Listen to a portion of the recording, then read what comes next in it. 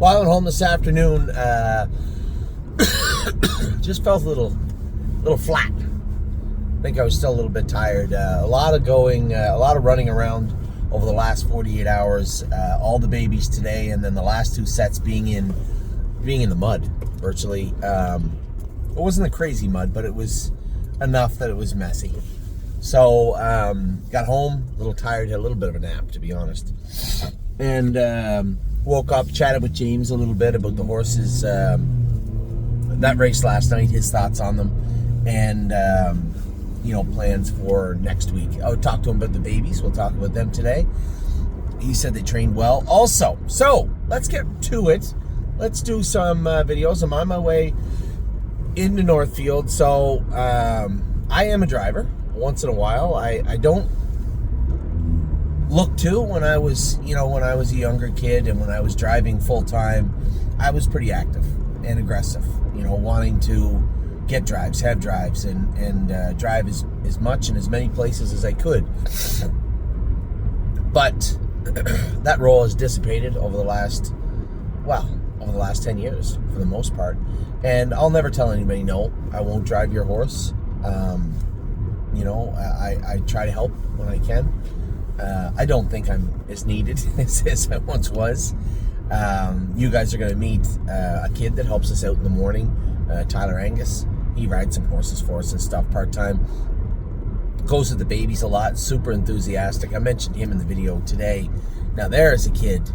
I've only been here, watching closely, I guess, as closely as I watch anywhere over the last 2 years, and doing good things. When I first showed up here 5, 6, 7 years ago, part-time, Hunter Myers was really starting to break into the scene. He does a great job behind the horse, understands the horse. These are second, now I don't know them that well, but I know for sure second, if not third generation horse people that know their stuff and are eager to learn. And Hunter's always having fun, loves the game, much like I did when it's not that I'm not saying I don't love the game, but love to just go out and drive every day. Now, after a while of being a driver, it wears you down a little bit. You start to realize that it's great, if you're a James McDonald or a Louis Philippois or a Doug McNair. When I was a kid, Randy Waples, Chris Christopheru, my brother Mark, Jody, people that got a lot of real power at the track. You go to the track, if you're those guys, you're in 10 or 12 races.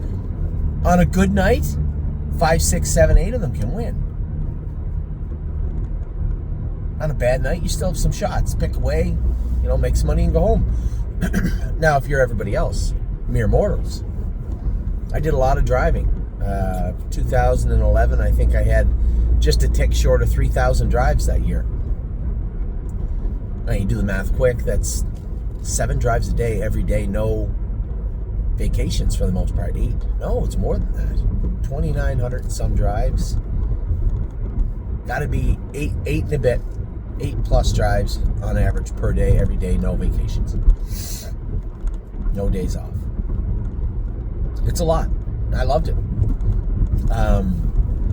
But when I would go to Mohawk, when I was in Mohawk full time, I might have 7, 8 drives a night. 2 or 3 have shots. On that rare occasion, you got a full car to some power.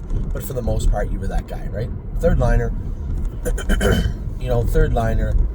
utility player for the baseball team. But pick my spots. Man, when I was driving in Georgia and Flamborough, Woodstock, London, everywhere all over Ontario, it was a lot of fun and I did really well. But when you're racing against the best all the time, you got to bring your A game. Anyway, what I realized was it wasn't that fun to go to the track, drive 9, and 3 of them have a chance.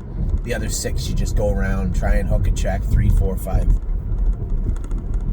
Because eventually what happens is, it happened in the weirdest place. I watched my brother get smashed up all the time. Mark, the most unlucky human being on earth as far as getting injured on the racetrack. James was on a bit of a tear for a while also, snapped his leg right off at his ankle, broke his clavicle bone right before he won the big race in Ontario, which I still don't know how he endured that. To break your collarbone and then drive in a major Grand Circuit race just weeks later and win it. It's impressive. The only time I get smashed up bad, I got a couple of concussions. I went down, got smashed up at the post parade of all things in Flamborough once with Bob McClure when he was a kid. Went down another accident, Flamborough, hurt my hip.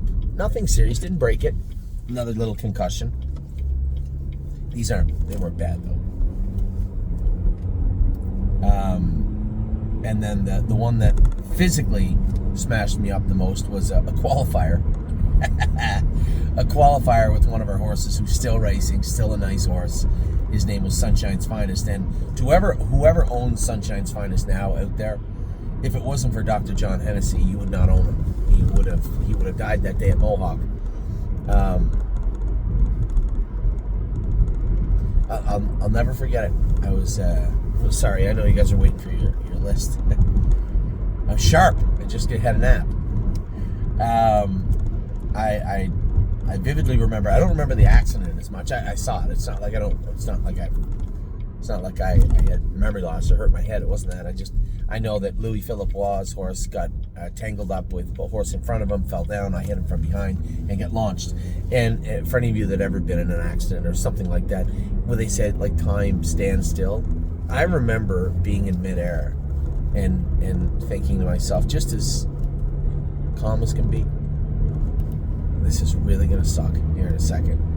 And I remember landing, and I don't remember immediately knowing anything was broke, but I knew that I was hurt. I broke my elbow. My left elbow hurts sometimes still. A rib, maybe two. No, I think it was only one rib that time. On the left side, floating rib, I think they call it. I had a little cut in my lung. You know, people say, "Oh, I got a collapsed lung." I had a contusion on my lung. I don't know if you call that. I doubt it was categorized as collapsed. Hurt this wrist. That was the one that hurt the most, actually, and it wasn't broken. That's the one that still bugs me these days. And then broke this one pretty good. Snapped it in pins and everything in it. Anyway, I get up off the track, and I immediately knew my wrist was broke. It was huge. This one hurt. My elbow hurt. Ribs hurt. And they pulled the starting gate up onto the track. This is the back stretch of Mohawk, just past, or almost to the 3/8. They pulled the starting gate out because now Bob is hurt on the track. Bob McClure is on the track also. And somebody else was on the track, a little banged up also. But Bob McClure, I think, got the worst of it. He must have been behind me. And the starter got out of the truck, the starting gate, and was over, and he was just helping Bob. And I climbed into the starting gate. Probably a little bit of shock. I was a little cold. Turned the heat on, I think. It was a warm day, too.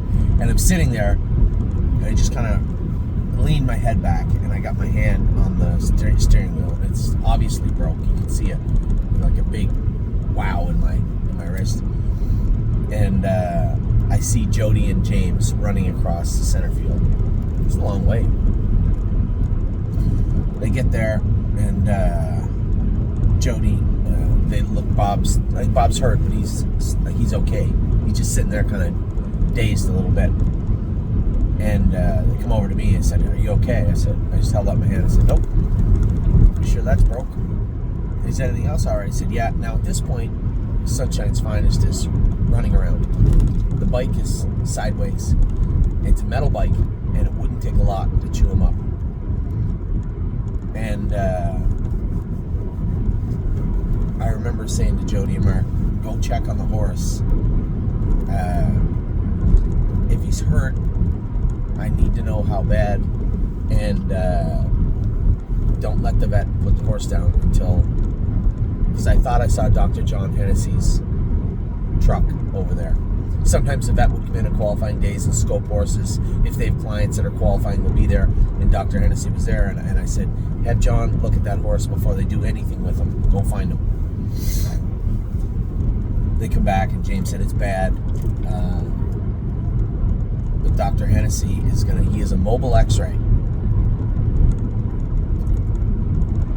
x-rayed his leg, and there was nothing broke, but the cut was right into the joint. Like, it was a mess. But with the blood that was described to me in the optics of the injury itself, it would be the type of situation that just a commissioned veterinarian would likely euthanize the horse, I would think, because there's nothing they can do there to stabilize it. And the wound, the way it was described with the joint,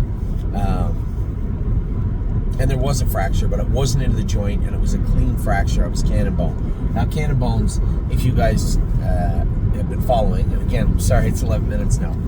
If you guys follow along, always be Mickey. It screws in both his hind pasterns or cannon bones. So they're bones that can heal, big weight-bearing bones. So I remember James comes back over and says, John said, they bandaged him, cleaned the wound, bandaged him, they're taking him to the university. So the horse is leaving in a trailer to the university as I'm leaving in an ambulance to the hospital. But the way it was described to me was there was no way a commissioned vet could do anything to save that horse. And if it wasn't for Dr. Hennessy confirming that there wasn't a catastrophic injury lurking underneath, without that diagnosis on scene, we might have lost the horse. Now he come back, and he was a horse, but he wasn't the same. And lo and behold, all these years later, somebody sent me a message a few weeks ago and said he wanted the Meadowlands. I think he wanted the Meadowlands.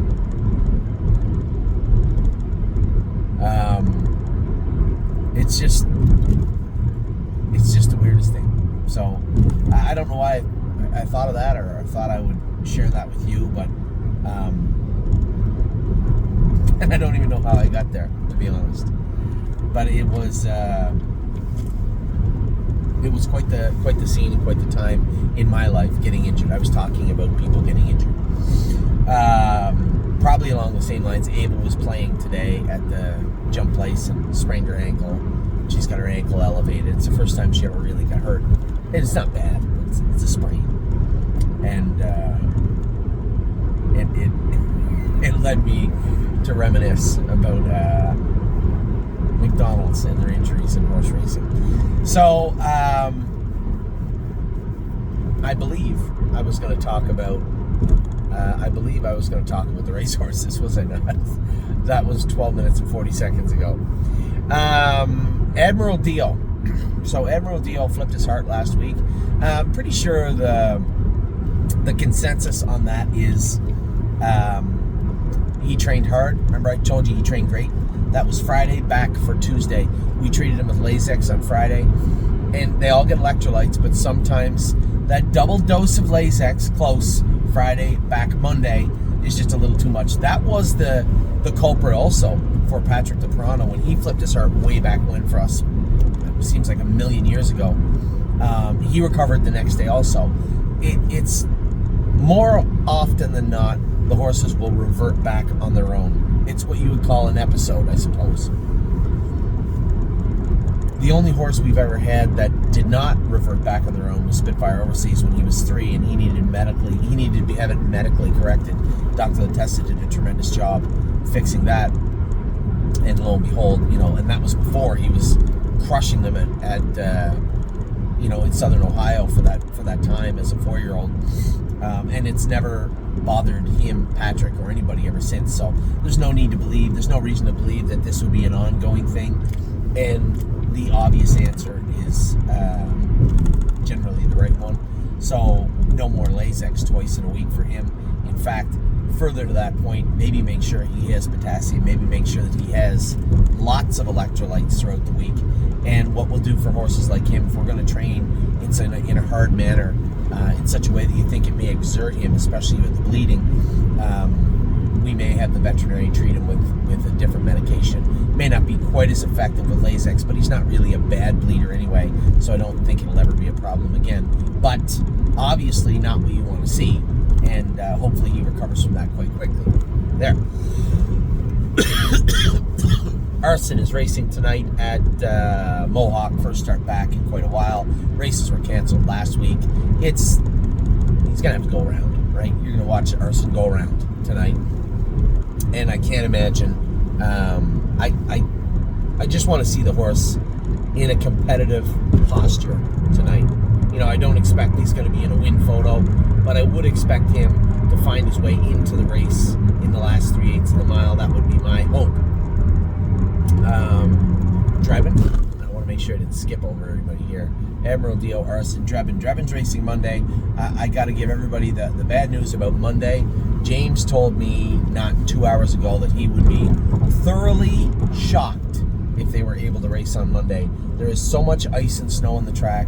Rain is coming. It's supposed to be mild Sunday, Monday, Tuesday, Wednesday in Ontario. He said, I don't see a way that they can possibly race on Monday. We'll see how that goes. Irresistible Sun, a terrible mile the other day. Now, since his race, once in a while you'll hear me talk about the SAA tests. They're the tests that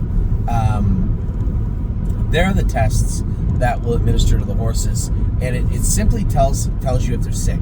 I believe it's called a serum amyloid A test, and that level should be 0. 3, 4, 5, 6, 7, 8, 9, 10. Mildly sick, no big deal. Irresistible Sun was 200. So probably getting the virus and in the midst of getting him. Now, I'm not going to let him off the hook that easy because he has been flat for 2-3 weeks. But it may have played a role in him looking extra flat the other day. Yes. We'll see how that plays out over the next little bit. Disappointed with his output right now. My take on it is simple. He has never in his life raced in the winter, right? He's a baby. We trained him down, raced him in the summer, gave him time off, brought him back in February, March, had him ready to race in April. He did his best work in the summer at Scioto. This is the first year he's racing with corks on.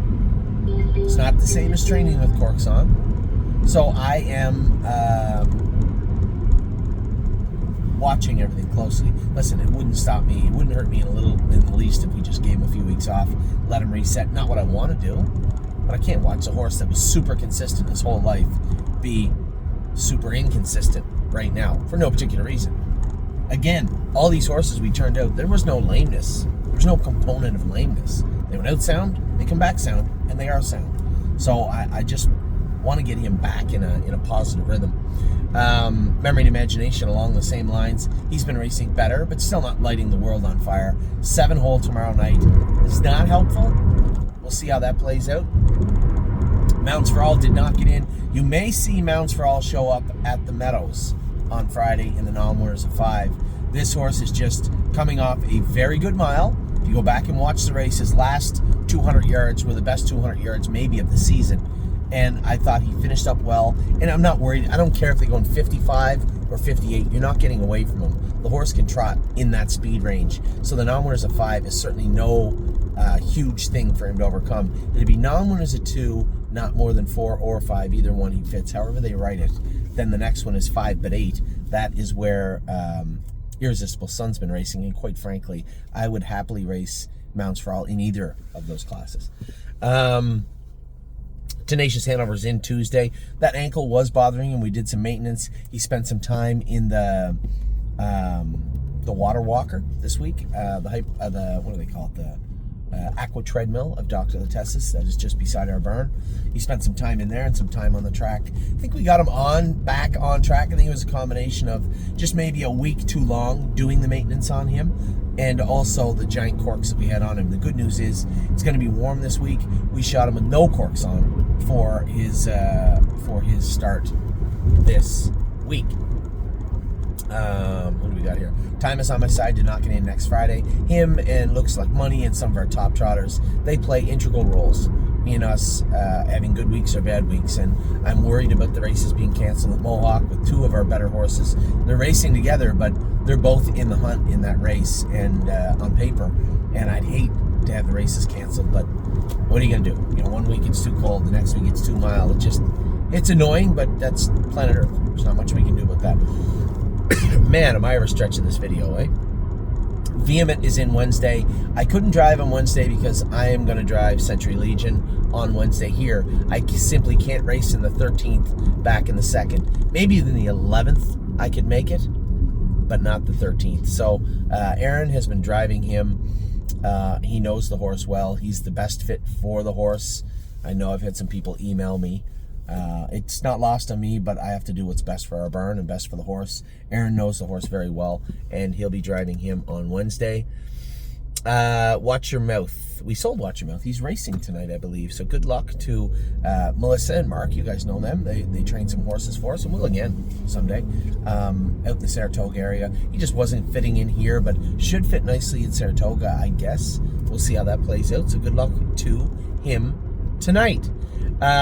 Save America is coming back in Tuesday. They really should have been back in this Tuesday or Thursday, Thursday, but with it being foaling season, Jacob and his brother just couldn't get him back in time.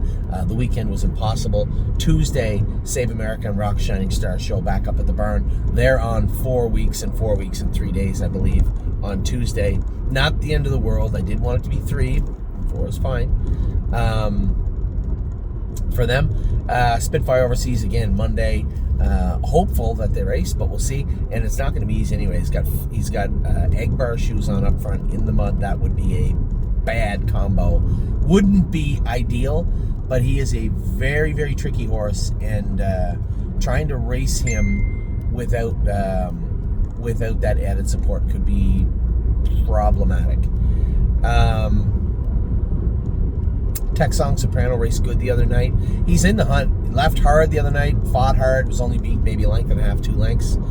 Greatest Ending. I believe he's in to go today or tomorrow. It must be tomorrow. So good luck to my partners on him. Not a whole lot to say. I think it's the same kind of message every week. I'd like to see him continue to do good or do good. He was in a bit of a funk where he got up a little higher in classes, then he missed a week, then the track wasn't good the next week. He gets shoved 4 deep in the last turn. You just need to get in a position where he's in a following forwardly placed spot. It's easier said than done with Greatest Ending. JK Victory is in here, but has the 6 hole tomorrow night. Not ideal, but we're going to play the hand we're dealt. I'd like to have that two hole back that we had last week when they canceled. Looks like money will hopefully be in next week at the Meadows. Otherwise, we'll have to pivot with him. It'll either be Miami Valley or back to Mohawk. He's not the same horse he was when he left Mohawk 6 starts ago. He is on fire right now. And the week off isn't going to hurt him. He raced like 5 weeks in a row. Maybe out of 5 or 6 starts, he might have missed a week. So a week off's not going to hurt him. He will race soon. It'll either be down in Miami Valley, which would be a better fit, I would say, or he'll go back to Mohawk for Monday. That would likely be the Open. Now, the problem with doing that is there may not be an abundance of Opens when that series starts that Drebin's in, right? And that's the thing, is that, James says he was skeptical of Drebin can do in the New Holland series, but I think he was skeptical that looks like that Locatelli could do it the year he won it, until we got a chance to see who we were in against and what kind of shape Loki was in. We ended up winning that series with him. Now, I'm not saying that Locatelli is of that time frame is equivalent to Drebin. I think he's quite a bit better than Drebin is right now. But again, we won't know until we see the group he gets in with. What I had said to James was, the other night when I was third with Spitfire, I think I could have been third with Drebin with the same type of trip. So I don't want to discount Drebin. He's been a very, very good horse for us, and a lot of the time does not get the recognition he deserves. So we'll see how everything regarding him plays out over the next little while. Where I was coming at from this was, while that series is on, the Open Trot may not fill, which would negate, which would make the trip back to Ontario for Looks Like Money kind of useless. I know there's going to be a lot of people saying, oh, don't send him back there. Send him to anywhere. He's not going on a half, first and foremost. The 5/8 mile tracks that are available, I'm not going to ship them all over to the Poconos and everywhere else to get raced. It'll either be Miami Valley or Mohawk. And trust me when I tell you, he's much better right now and sharper. This is what he needed. But we can use that as a stepping stone back to Mohawk if need be. Neptune is in tonight. Good luck to all my partners in Neptune. Rock Shining Stars, they said, will be coming back in Tuesday. 3-point blue chip. Gets around this track surprisingly good.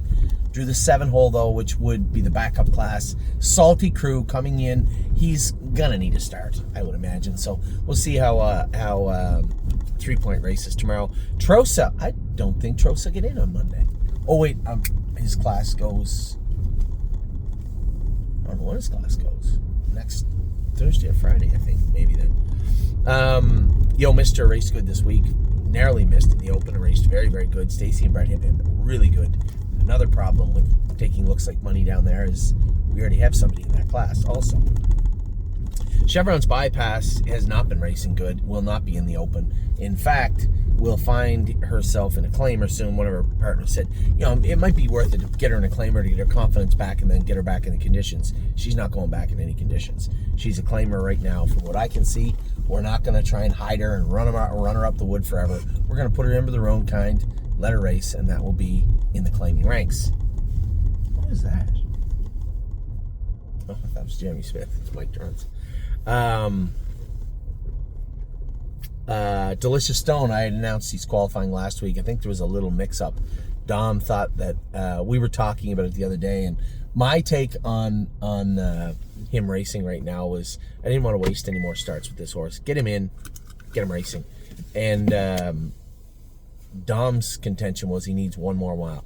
I just didn't feel one more mile on a horse that had injured himself 2 years ago, came back and then had this issue with his throat. Now they're both cleaned up, but how many miles does he have left in him forever as an older horse? I just think any fast miles are coming off an invisible ledger somewhere. -1, -2, -3. And I just don't think a schooler was needed with a Delicious Stone, but just a little bit of a communication mix-up. And that's fine. No big deal. James said the way he felt, if none of that played a role, he probably did need the schooler. I said, okay, fine. So he's schooled, cool. So he schooled last week. He'll be qualifying this week. And Patrick DePrana races Sunday. I will tell you this.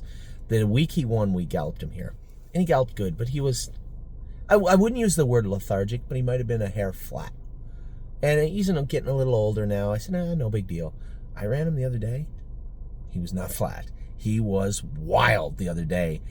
He felt like a sharper version of Patrick. So the one thing about him is, at least historically speaking, he didn't need a ton of work into him. So if he missed a week here or there, it wasn't really a big deal. And I think he's coming in a good spot for Sunday. So hopefully the track's good. Hopefully we race. Hopefully the track's good. And he gets a shot. He gets a good trip because he is sharp coming into Sunday night. So there you have it. My apologies. 27 minutes, at least 12 of them weren't needed. But I do like to ramble sometimes. Have a great day. Have a great weekend. Have a great night. I will talk to you all very soon.